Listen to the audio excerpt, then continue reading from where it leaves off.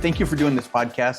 I'm super excited to hear your stories, and yeah, let's jump into it. So the one question that I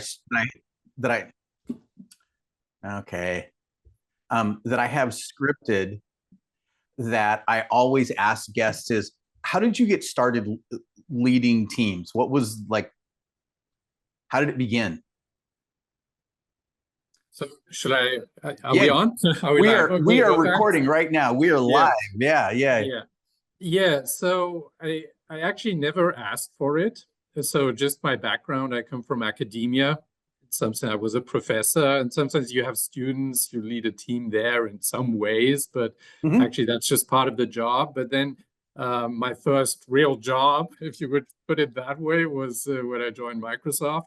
And there I started as an individual contributor and was very happy there. And suddenly I was asked to run the database group, but just because the former person had retired. And then shortly after that, I was asked to run the whole lab. So that Oh, was a nice. huge, yeah, and that was a huge surprise to everybody, including myself. And probably, I mean, to answer your question, probably because I never asked for it, I was probably the ideal candidate because everybody wanted to have the power and so on. And somebody who didn't seek for power maybe was considered the perfect fit for the job. Oh, that's awesome. That's fascinating. Yeah.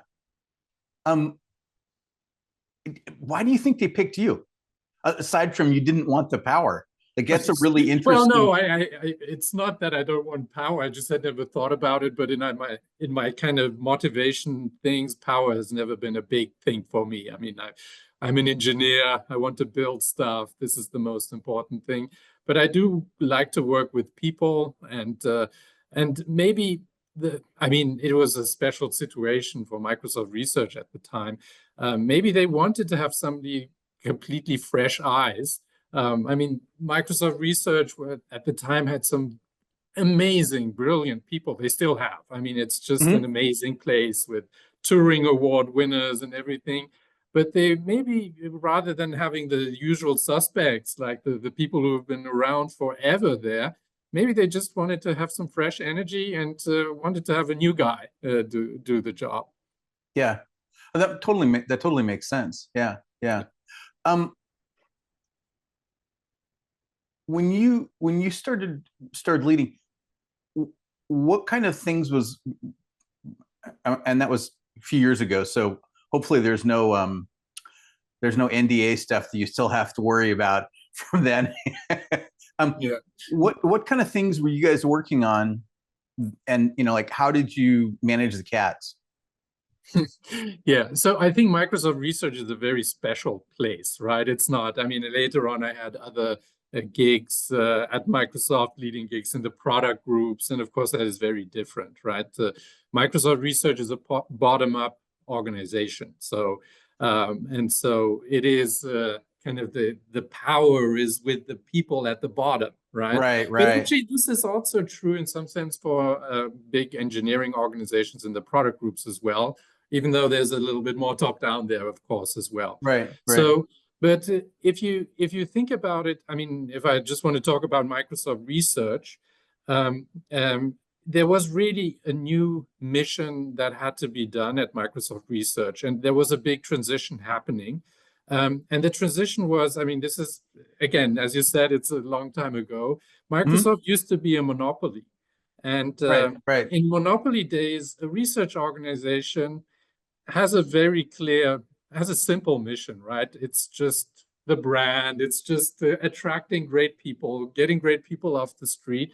And essentially, it's financed with monopoly dollars, right? It doesn't really need to do much. And so at the time I joined, that was post monopoly. And it took a while for Microsoft to realize, well, we are not a monopoly anymore, and that should also impact the mission of Microsoft Research.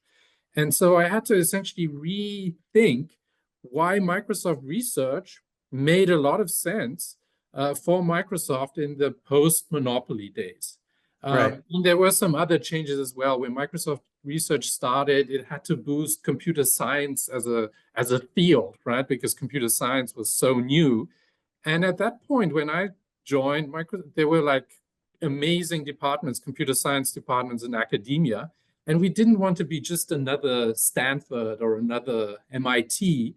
We had to find something new because Stanford and MIT were great at what they were doing, and we Right. had to find something else. So essentially, the mission, and this is to answer your question, the mission we came up with is do something that kind of secures the future of the company that the product groups cannot do. And if you kind of have that mindset, Mm, that creates a lot of, gives you a framework on, so you evaluate your success on the things that you've made happen in the company that wouldn't have happened if you didn't exist.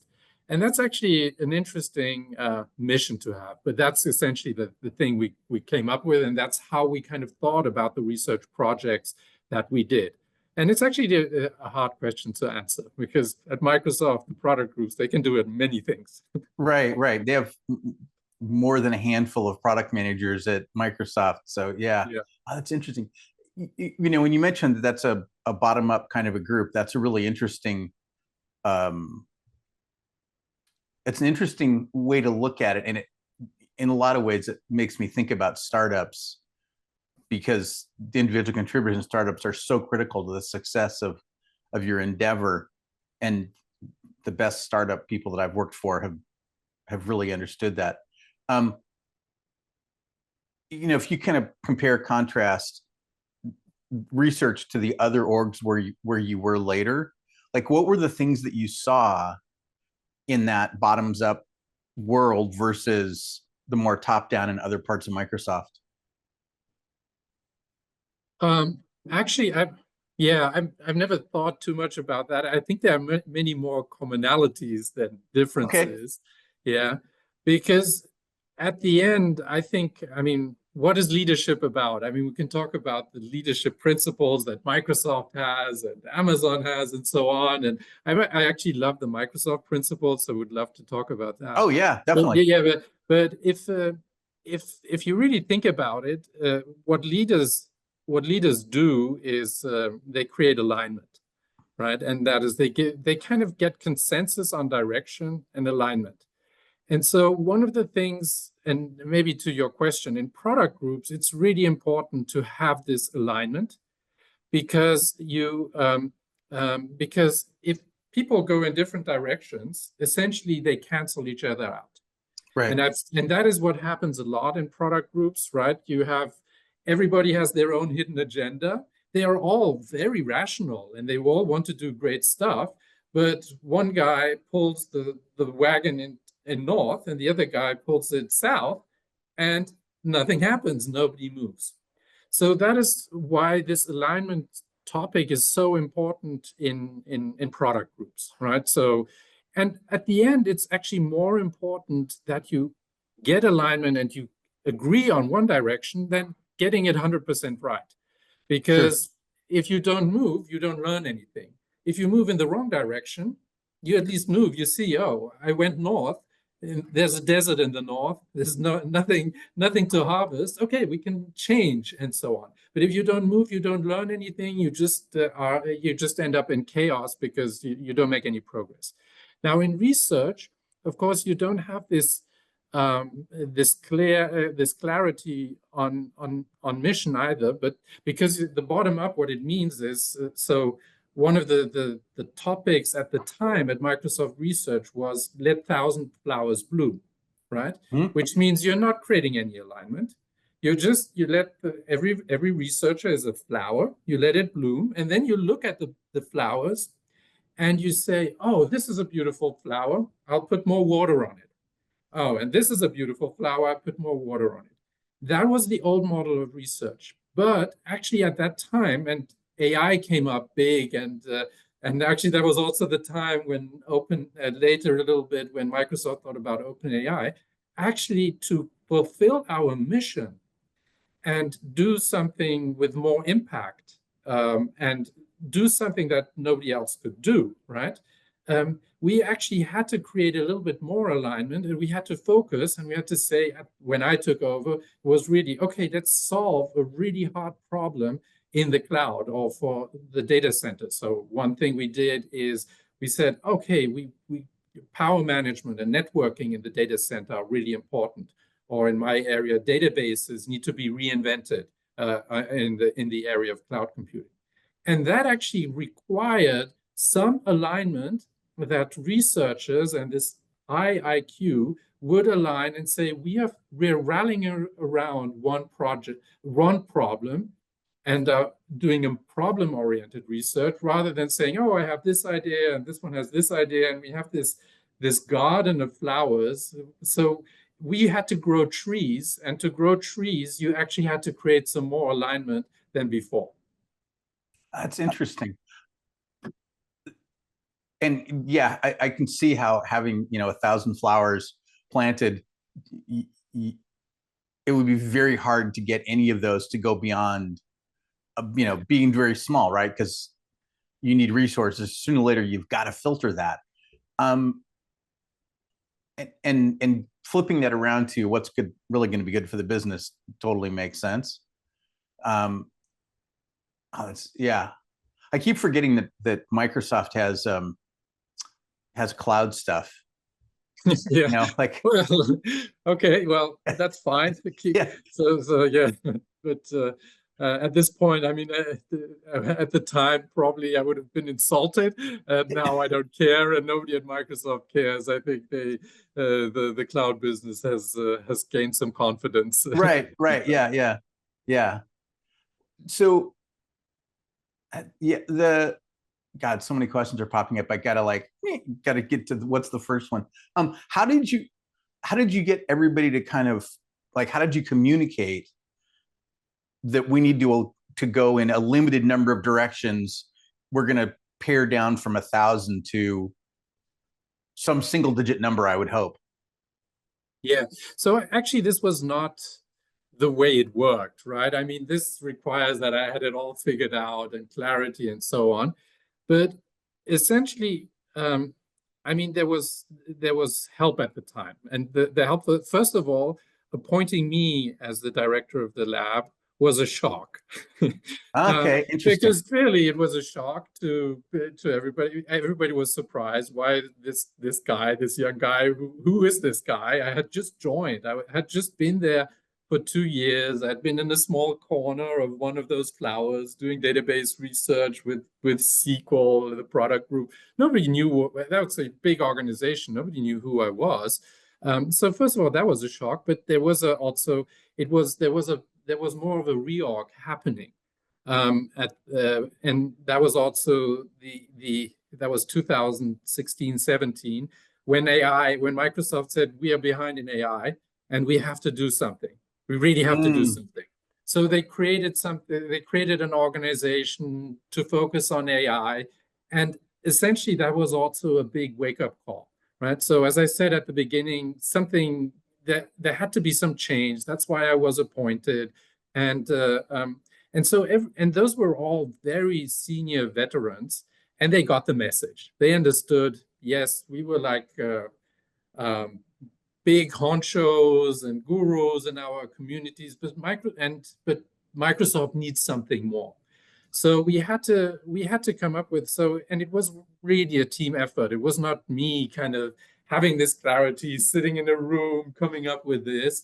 We just and essentially at the time, so my big boss, his name was Harry Shum. He ran all of Bing and MSN, all the advertised business he had a big empire, and he had also Microsoft Research, which was this small thing, but he cared a lot about it. And he essentially told me, Donald, you probably have something like 4 years, right? That's just how it is in these companies. Do something, right? Leave a mark. I mean, your research, you will not be able to do big damage, but do something with it. So we essentially had the license to do something special, and that's how we came, and that's just what we came up with. And then, of course, in retrospect, I said, yes, this was, of course, all very rational and the right thing to do. But it's not that this kind of happened as you suggested. Oh, how did you do this, and so on. It was more of an evolution and a team effort. That's awesome. And props to you for supporting the team to actually like get everybody's input. That may be because you didn't want power. That may be why they chose you. Well, yes, I don't know. I mean, also, you'd have to ask Harry, who kind of is retired at this point. Right. He's a great industry veteran. So you could have to ask him why he appointed me. I just had to reverse engineer. I'm just reverse engineering here. But anyway, this was just it's just happened. I was there. I was thrown into cold water and learned to swim, and I held on to everybody who was there. There was everything I could hold on to, and actually it turned out that everybody was highly motivated to really make Microsoft research great. And I think we had a great run, and but we really had a great time. Yeah, that's awesome. Yeah, anytime you can, look back on the work experience and go, that was amazing. In my head anyway, it's a win. Yeah, so that's very cool. When you left there, what was the next, where'd you go next? Yeah, so essentially this is so here's a little bit of a story how I got to Microsoft, into Microsoft Research, and then how I left Microsoft Research. So actually I'll just do that very quickly, just to explain. So I got into Microsoft because I was a professor at a very prestigious school in Switzerland called ETH Zurich. That's the school where Albert Einstein graduated from. So it's fairly prestigious. Oh, nice. Right? And usually you go there, you're retired. You're a professor at that school, you're retired. So one day I get a call from a guy called Satya Nadella, who had just been appointed CEO of Microsoft. That was in 2014. It was his first week in office, and he calls me, which is like humbling. And so I said, well, at this time, Microsoft, I always used the Mac, and Microsoft was not on my radar, right? Not at all, right? Most of the academic community was not Microsoft leaning. So he said, and I did cloud research at the time, and he said, I'm going to be all in the cloud. And I will have all my product groups resources follow AWS. We have to invest everything to just be on par with Amazon. But at some point, I need to have more. I need to innovate. Donald, do you want to come to Microsoft Research and help me when I need this point where I need to innovate, be there? And I was so impressed by the clarity and the humility of this. I said, okay, give up this stupid professor job and with security and whatever, go to Microsoft. Okay, 5 years later, we did all this thing, and that's got lab direct, and we did all this great work for the cloud, which also, I mean, a lot of the things that we're talking about today, the AI supercomputers, some of those seeds were actually planted there at Microsoft Research, where we rethought all the networking, the power management, and many things that are important. So in 2019, my boss, Harry Sharma, as I described, retired. And I got a new boss. His name is Kevin Scott. He's still the CTO of Microsoft. And he said, okay, Donald, what are you doing, right? And I told him the story, and I told him all the great stuff that we did in the cloud. And then what he said was, oh, this is interesting. Satya was totally right, what he told you in 2014 when he recruited you. But now we are 2019. We don't need Microsoft. We don't need you and Microsoft Research to innovate anymore. The product groups can do that. Your mission is complete. Thanks. Please look for a new mission.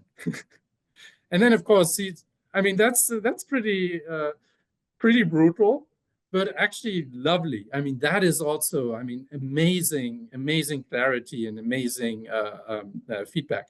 So he said, well, the new thing is AI. We have also in the makings this deal with OpenAI. Donald, you have to be all in with that as Microsoft Research. And I said, I can't do that. right? I've hired all these people in this model for cloud. I cannot just suddenly do that. I cannot do that. And plus, I don't believe in it. and and then he said, "Well, Donald, you're half right. Yeah, I believe in it, but I understand that you cannot do it." So I had to leave Microsoft Research, and my decision was to become an individual contributor again because I'd done all this management and leadership work. So I went to the product groups as an architect, and then I had a product group career in Dynamics and the application stack, and that's how I ended up also at some point running the fraud protection business and leading the AI team for Copilot Studio. So that's how that happened. But it's just like an interesting story how it happened. And then I wanted to actually become an individual contributor again. And then I went, and the same story repeated. I was an architect, and then suddenly out of nowhere, I got again a big team and did that work.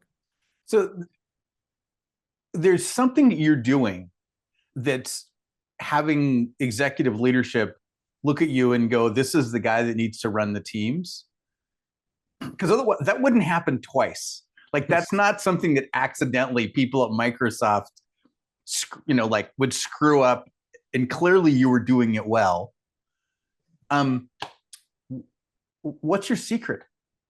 What are you doing? I don't know, but typically the feedback. I mean, I don't know. I mean, I'm this is maybe we can. So I mean, over the time you get to enjoy it as well.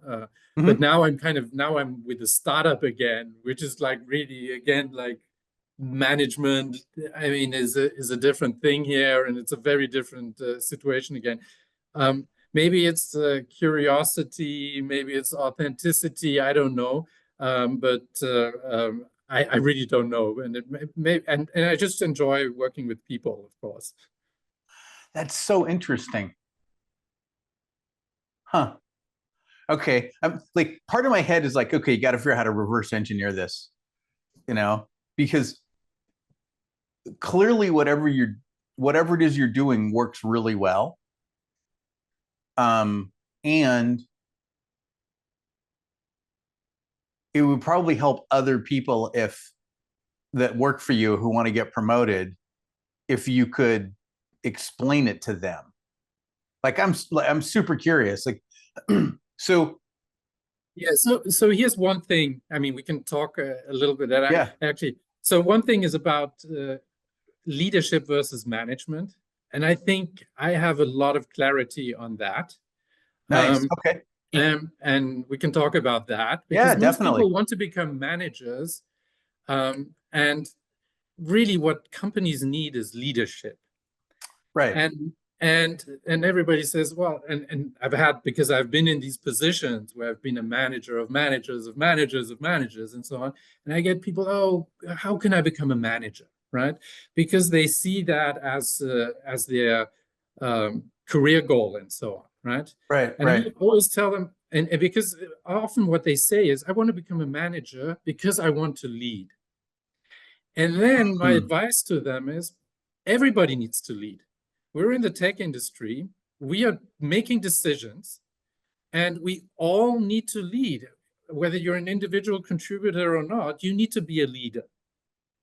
And that is, you start being a leader. And that's how you create value, because you're making decisions and you need to get buy-in for the decisions you make. I mean, if you're a programmer, an engineer, you build stuff and you need people to use your stuff, right? Right. That is leading, right?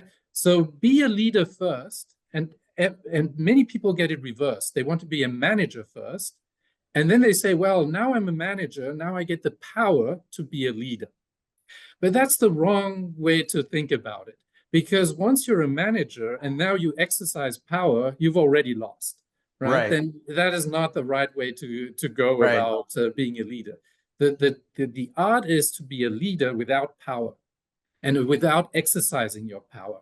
That is what creates great leadership, and that is that is by creating clarity and energizing and ultimately success. Right? Success is in a company, if you deliver success, you're kind of you're considered a good leader.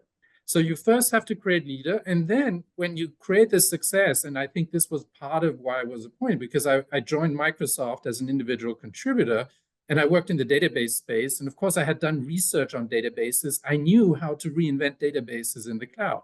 So I was pushing for that, and I was giving direction. I mean, it was hard because I had no power, but at least I tried it, and I was successful.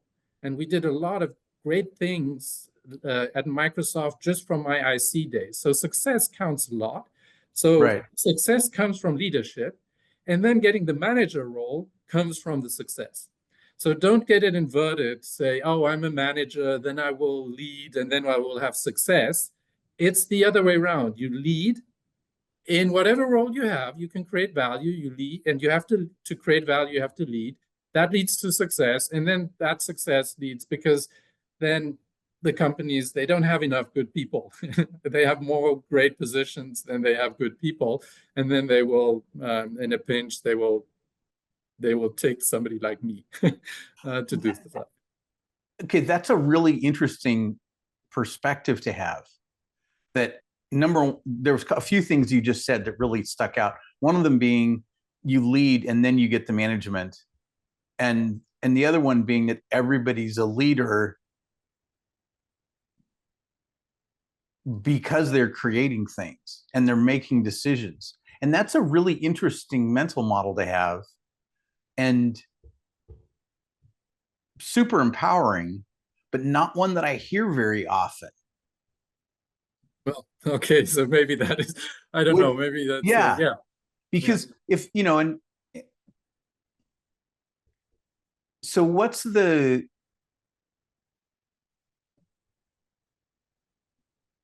is the communication methodology that you used, to get the database stuff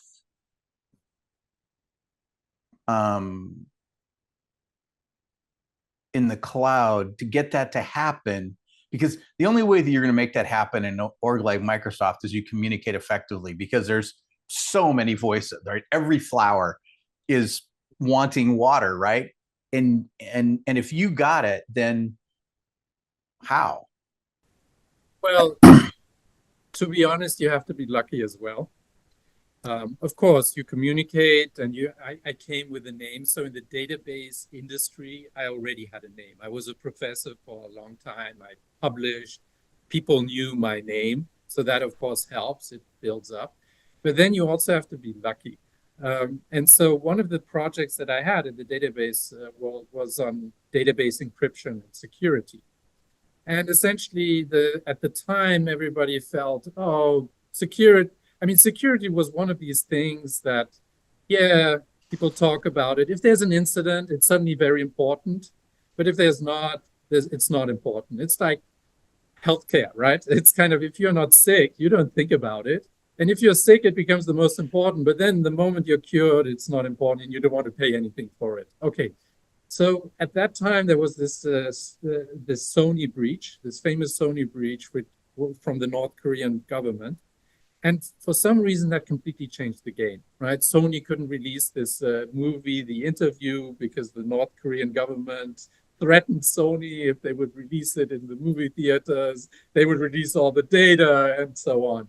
And that kind of was such a big incident that it stuck, right? It was not like this incident was over and then suddenly, because then the next incident, there's kind of one incident after the other came, and suddenly security and data governance in the cloud became huge. It was a huge thing.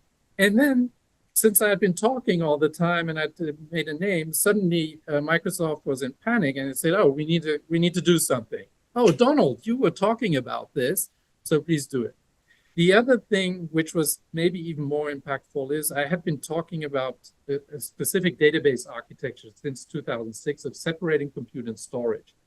And I had tried to talk to Amazon, Google, and Microsoft about it, and they said, yes, this is cute, this is fine, and so on, but we don't really need it. We just have the same database that we had, that we shipped on CD, right, for people to install. We put that into the cloud and install that on a machine.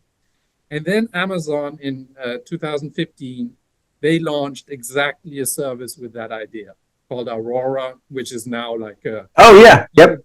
$100 billion business, right? And so Microsoft said suddenly, oh shit, right? Panicked. And so because this kind of was the fastest growing cloud service, Amazon printed a ton of money with that. And as we were in catch up mode, right, we were kind of super behind. And now suddenly we were in the database behind. And we were always ahead of them. Our database was always competing with Oracle.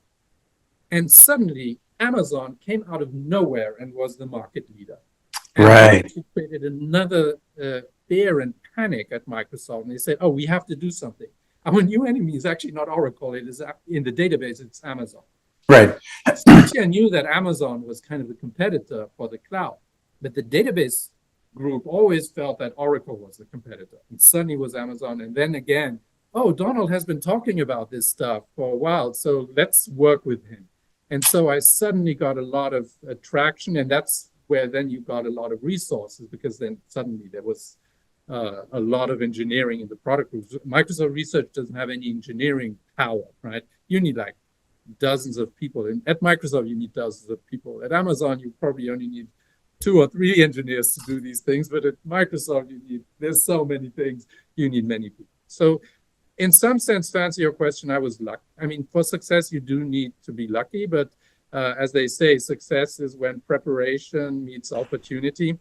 And Right. so I did prepare for that, right? But that Yeah. is what you do as a researcher. You look into the future, and I think I had a lot of clarity, and that's why Microsoft hired me about the future of cloud computing. And then the future came, and I was there. Yeah. Yeah.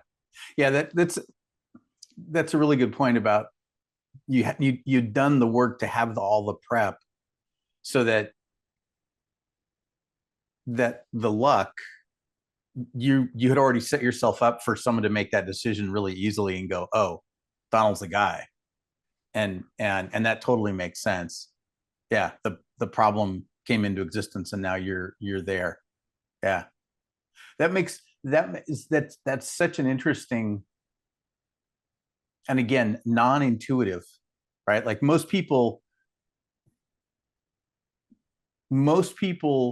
don't think about doing the work in advance to have themselves be an easy target for luck. Yeah.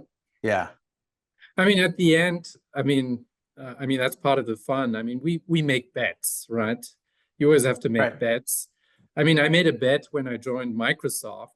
Actually, I mean, you always make bet. When I went to academia, I made a bet, and you have some. When you do that, it's like an experiment. Life is an experiment, right? You have Right. some. Right. Usually, you don't have a lot of clarity on what good could happen and so on. But at the end, you make a bet because you believe the real reason why I joined Microsoft was this super clarity that Satya Nadella had. I thought, oh, I want to be part of this mission, right?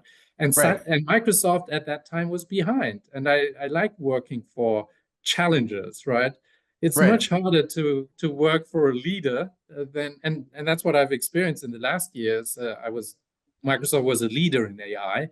We were showing the path, right, in generative AI, and that has its own challenges. And it's interesting in some ways, right? But it also has its own problems because you are the one who goes into the jungle. The followers, they see what works and what doesn't see. Right. You have to hit every rock. So, but I love this clarity. I would love working with the challenger, and I thought I had some ideas that I could contribute. That Microsoft was the right place. It was open, and Satya was very open to reinvent Microsoft with the cloud. And so when I had cloud ideas, so that was a bet I made. But there's so many things that can go wrong, right? And Right. but you have to make bets, and bets means that you have to invest something and then hope to get lucky. Yeah. Yeah. Yeah. Okay. First, have you read Thinking in Bets?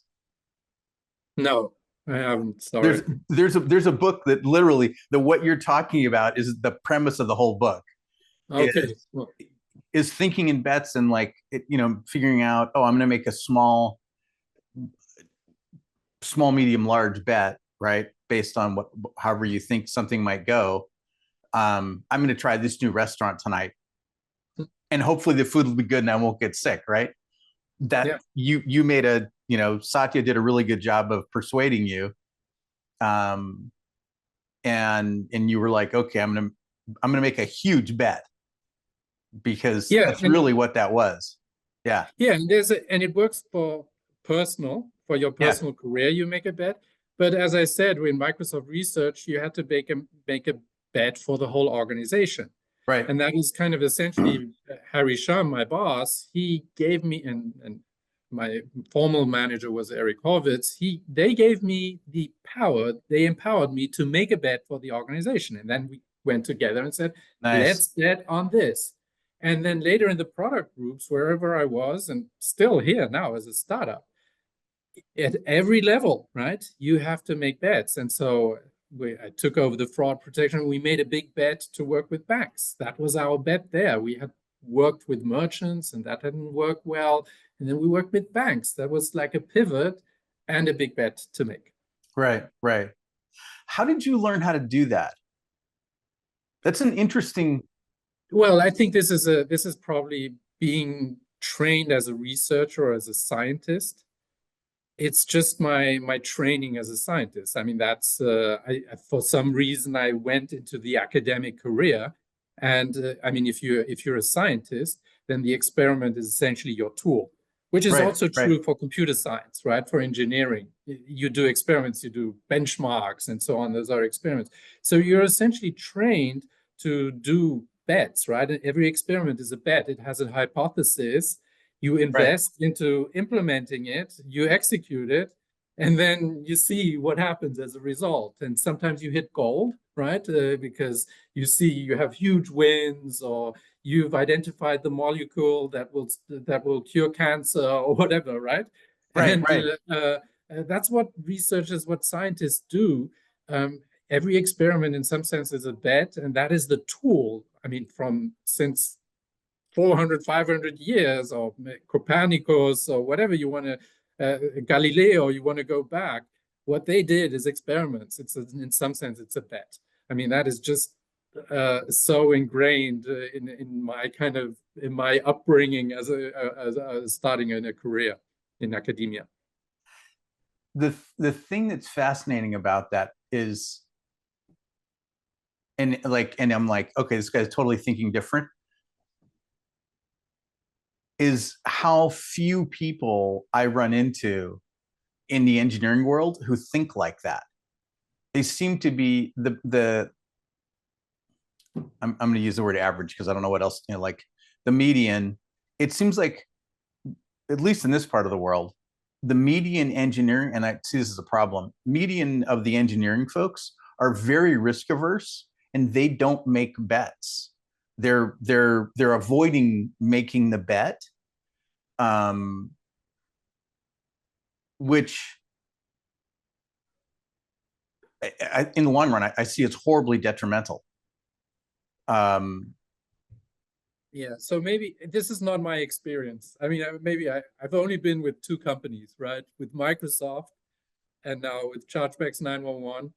And both of those companies essentially realize that, I mean, Satya always talks about the franchise value of technology. So both of those companies realize that if you don't innovate, right, you're done, right? right, right, Because everything you do is going to be commoditized very quickly. We're building software, we're building technology. At some point, I mean, you might have a first mover advantage, you might do something, but at some point, somebody else will be able to build that technology as well. right. So in all of the companies I was with, absolutely didn't have that attitude of no risk. Both Microsoft and Chargebacks 911, where I'm now, we have to innovate. We have to keep on pushing. We have to keep on experimenting. We have to keep on try something new. Actually, here at the company I'm working for now, there's a big sign when you get out of the elevator and enter the office, and it says "Challenge the status quo." Right? It's kind of the motto of the company. Love it. We can't be risk averse. That's Right, not right. the thing. And if you're in the software business, why would you be risk averse? Makes no sense. Yeah, it, it totally makes sense that you say that, right? And yet, okay, I spent some time at Google, and one of the reasons that I didn't stay there is because I kept hearing people being exceptionally risk averse, and I'm not that way, and I finally hit this point where I was like, I can't stay here, and I had a startup opportunity um, that popped up, and I was like, that's exciting. I get to go make bets there, and I yeah, I just kept being in these rooms where people didn't want to take bets, they didn't want the risk, um, and it's so refreshing to hear you talking about this like it's a really good thing. More people, like, I hope a lot of people listen to this episode because clearly you've been successful, and the idea of taking risks and having that you're making a bet kind of mentality, it just it's not part of the standard narrative, and uh it's a really good thing. Thank you. Yeah. Well, I mean, it is part of human nature, right? We do have a, just how our brain is wired. If the tiger comes, we don't want to confront the tiger. So Right. security and of course that also matters in our maybe also our personal job decisions. I get it, right? I mean, there's this old saying in our industry, nobody was ever fired for buying IBM, right? And so on for making these decisions. So these are things, but um, I think the 21st century where we are now, right?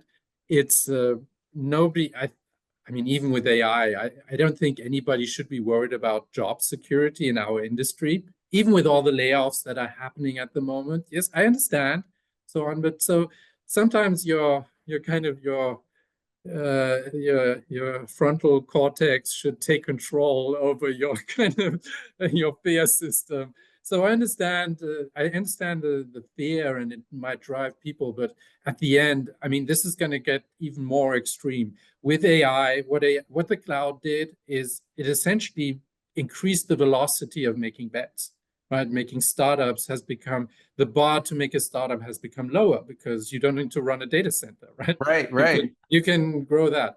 AI is making the bar even lower to do experiments and to do a new startup, for example. Yeah, because AI in the long run, it's going to help you with legal, it's going to help you with finance, it's going to do a lot of the HR work.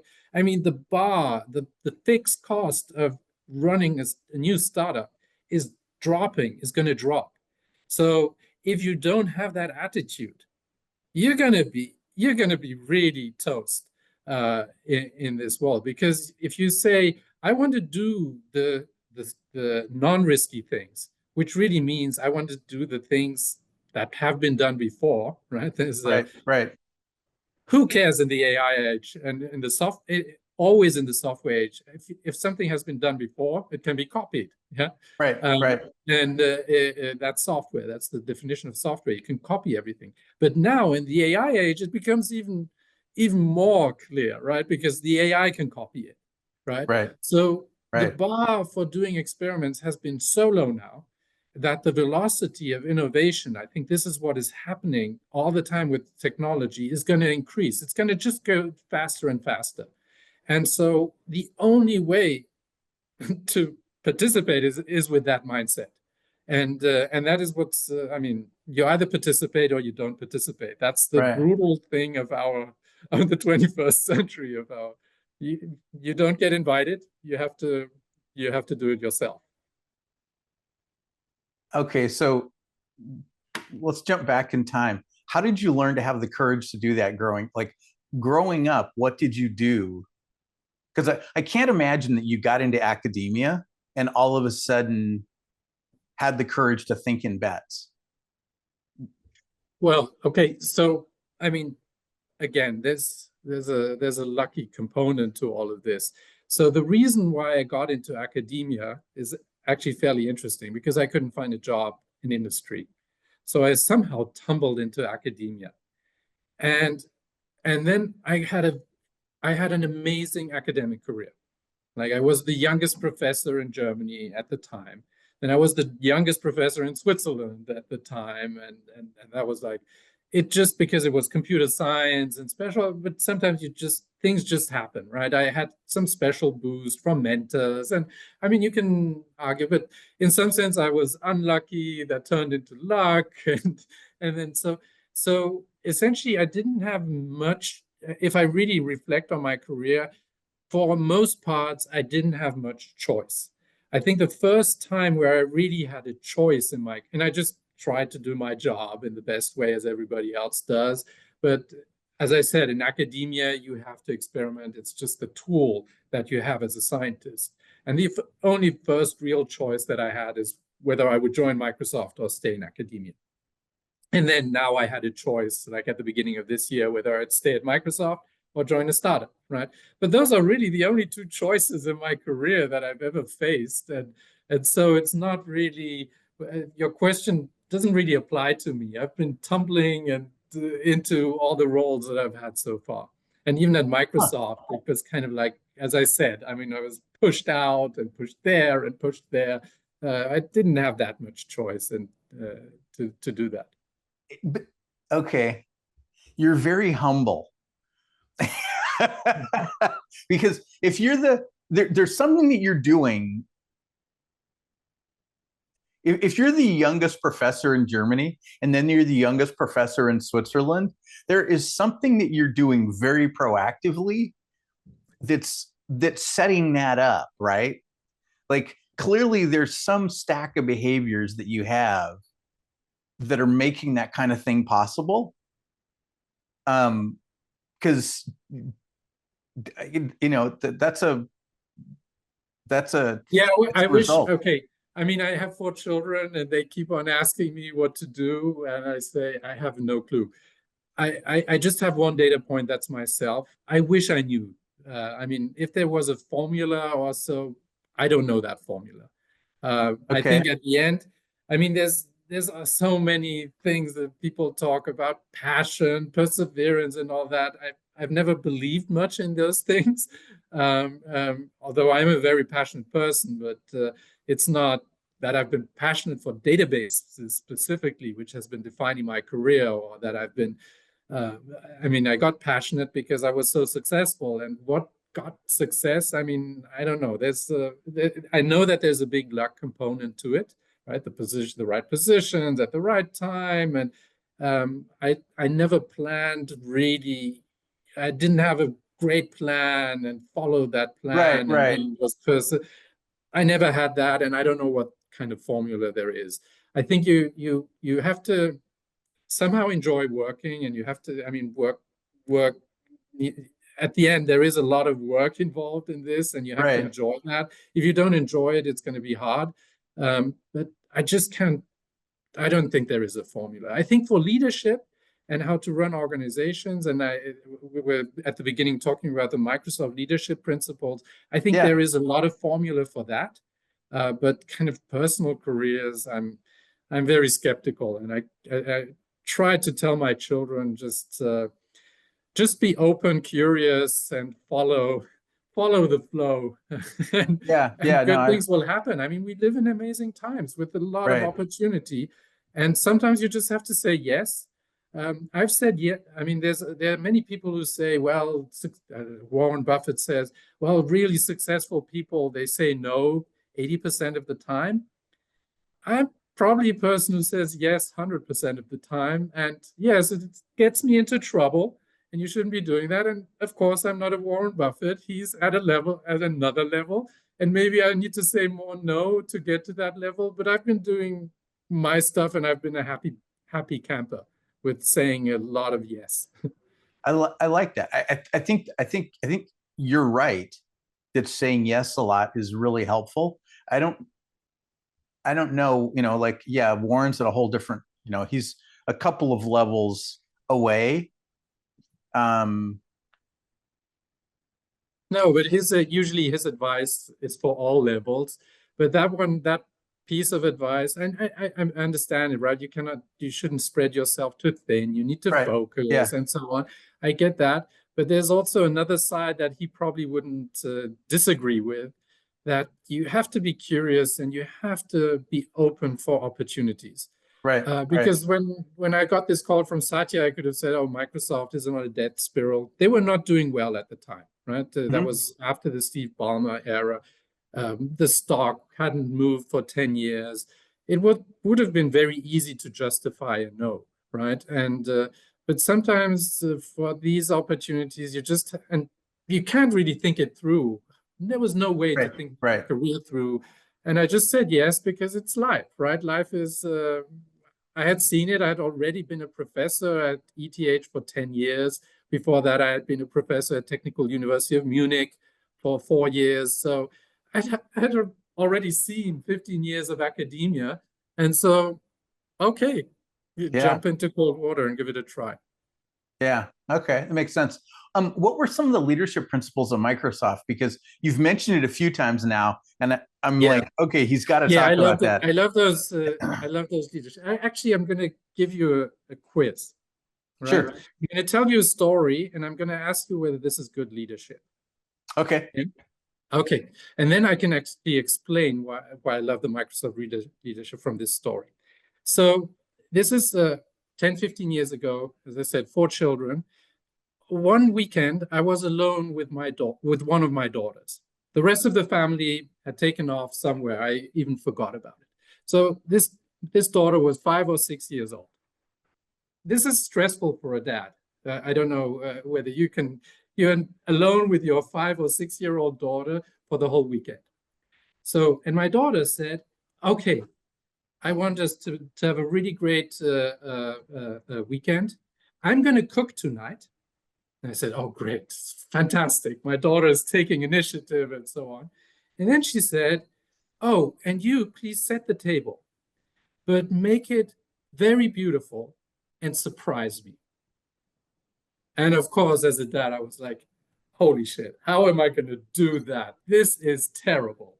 This is a disaster. And so my question to you is, was this great leadership from my daughter? Yes or no? I would say yes, because she gave you a ton of freedom and self-expression, Yeah. right? Um, you knew what the goal was. The one challenge there is that the surprise me beautiful is exceptionally subjective. And it would be very, very hard to know. And well, okay, I don't have a daughter, I've got sons, right? But I'm thinking my sons, right? Okay, so in that context, I would look for whatever it was that they were patterning, they were excited about when they were 5 or 6. Um, uh,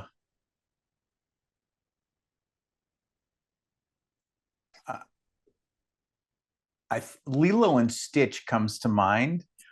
And so I would, of like that age bracket for my kids. So I would have probably, figured out a way to get Lilo and Stitch stuff. But I think her, telling you to, turning you loose on that kind of a project was a good idea. Yeah. Yeah. So here's, I mean, now I can explain the Microsoft leadership principle. So first of all, she was in a position of power, right? There's no question about that. Right. If I didn't deliver, she was like the man, and she was taking it, right? So clearly she was taking it. There was no formal manager, but it was clear she was super cute, big eyes. I mean, she was in a position of power, but she didn't say, if you don't do this, bad things will happen, right? So Right. she Right. really did that. So let's just from the management and leadership position. So Microsoft leadership principles is the first one is create clarity. And she clearly did that, right? She said, I want to have a wonderful weekend. We want to have Hmm. dinner. The goal, the mission was super, super clear. The mission was clear. The second thing that Microsoft says is generate energy. Like every normal dad, including myself, I was like, okay, let's sit in front of the TV and let's look at a Shrek movie or something like that. That is not generating energy. She generated energy. I panicked. That is creating energy, but it's also panic is usually you have to be careful with it. But actually, I did do something. I actually forgot what I did, but I did do something. I got involved. So that's the second thing. And the third thing, the third Microsoft leadership principle is delivering success. And I don't really know what happened. I forgot all that. But she created an anecdote for the whole family for the time being. Right. This was super successful. So she didn't even define what success meant. That's what you said. Oh, this is Right. Right. a little bit clarity was missing. But at the end, it was successful. Right. And Right. you said, well, even leaving that open actually was empowering. So the three leadership principles that I love, and that actually can be codified if you do lead a team and ask yourself, okay, I need to create clarity. What we said at the beginning with alignment and making the mission very clear. Like Moses, he led the people of Israel, the Jews, from Egypt to Hmm. Israel. He didn't say, oh, the people who like skiing go to Switzerland, and the people who like the beach go to Greece. No, he was very clear. What I care about is freedom, and we'll get that in Israel, right? Right. Right. Very clear. And then he generated energy. Obviously, freedom was important. They went through the desert for 40 years. I mean, what a leader is that, creating that Right. kind of Right. energy. And then he delivered success. So micro, Microsoft has this. I love these leadership principles, and they can actually be put in practice. That's where there's a real formula. You were asking for formulas and so Right. on. Right. But I think that really has a formula. Creating clarity on the mission, creating energy, energizing, motivating people to Yep. follow you on that. Um, you can think that's a right question to ask, right? Where do I want to go? What will it take to have the people follow me or follow together to get there? Hmm. And then actually, whatever it takes, getting there, having the focus and getting there. I think that is a great formula for leadership. It's from Microsoft, and I think I'm just adopting it. And I mean, there has to be something that I learned at Microsoft, and so I really like that. There's probably more than that that you learned there, I'm sure. Yeah. That's yeah. No, I like those principles. I think they're good. I tend to think that everything, I'm very much a systems thinker. Mhm. And and even when even when I can't see what the system is, I feel like there's always something going on, especially when somebody like you has these repeated, recurring successes in different contexts. I'm like, there's something he's doing, and it's not unusual to have a high degree of unconscious competency.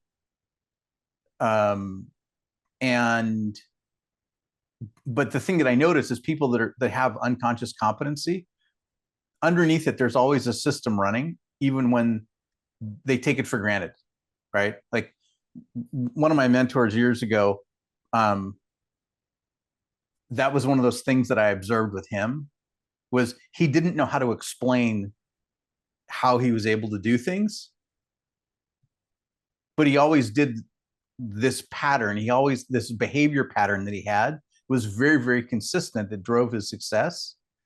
Um, he just couldn't explain it, because he grew up like that, right? It was childhood stuff, and he was like, yeah, and like over the years, I interviewed him multiple times, and every now and then something would come out, and he'd be like, oh yeah, I learned this from my grandfather, and and I was like, oh, and that actually is a piece that ran everywhere, right?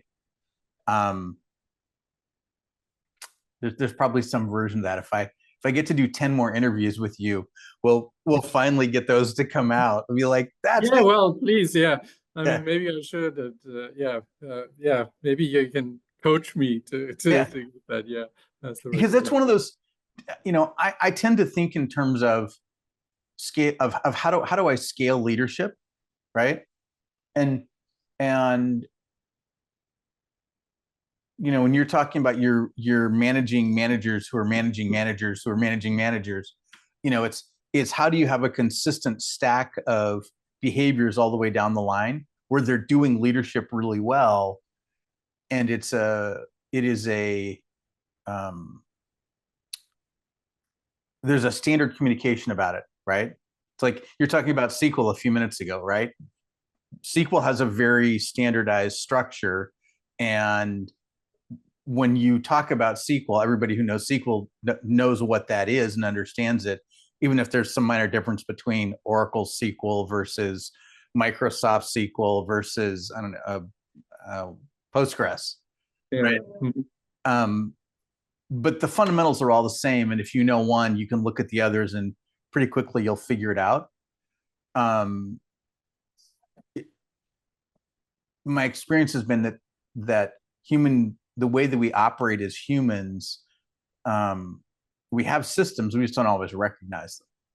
Yeah, no, and Yeah. I agree. I mean, somehow the brain is a system, and Yeah, the body, and it's all. Yeah, I exactly. agree. And Yeah, the question is what I mean, what do you do, right? Do you put the system at work, or do you introspect it, right? And so far I've been more on the let's put the system at work, let's jump into cold water. And one of the reasons kind of why I went from Microsoft now to this startup is I didn't want to have the scalability of the layers of layers. I wanted to go back to be on the street again and get my hands dirty. Yeah. So that is super cool. Okay, I just look at the clock and realize what time it is. And this has been an amazing interview. The insights have been really cool. Thank you.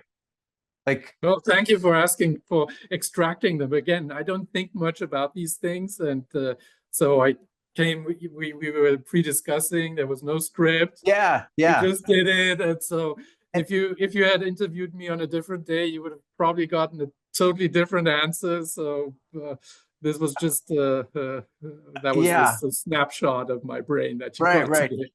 But it's kind of back to the fundamentals of the why for the podcast is these are the kind of stories that 25 years ago I wanted to hear when I started leading teams, right? Because it shows possibilities, right? And like, oh, wait a minute, he thinks about doing stuff in, like, 25 years ago, I never heard anybody talk about thinking in bets, right? And I kind of had to come up with my own risk reward assessment experiment hypothesis framework. And frankly, at that point in time, I guess one of the things that I noticed was, for me, it was easy, but there were people that I worked with that were super uncomfortable with it and I didn't know how to explain it at the time. Now I can go, look, watch this podcast from Donald, and he talks about taking bets and why this makes sense, because you do that really well. And that's totally one of those stories that I'm like, I wish I'd known this 25 years ago, because I would have been way less anxious about the risks I was taking. Because I would have been like, oh, look at that guy over there. He's doing this stuff. It worked out pretty well. And now I've got a much better story there. That's cool. Yeah, this has been awesome. Thank you. I really appreciate it. Thank you. Thank you so much. Have a great rest of your day. And again, thank you. This has been wonderful. Okay. Thank you so much. Talk to you soon. Thanks. Thank you. Bye-bye. Bye.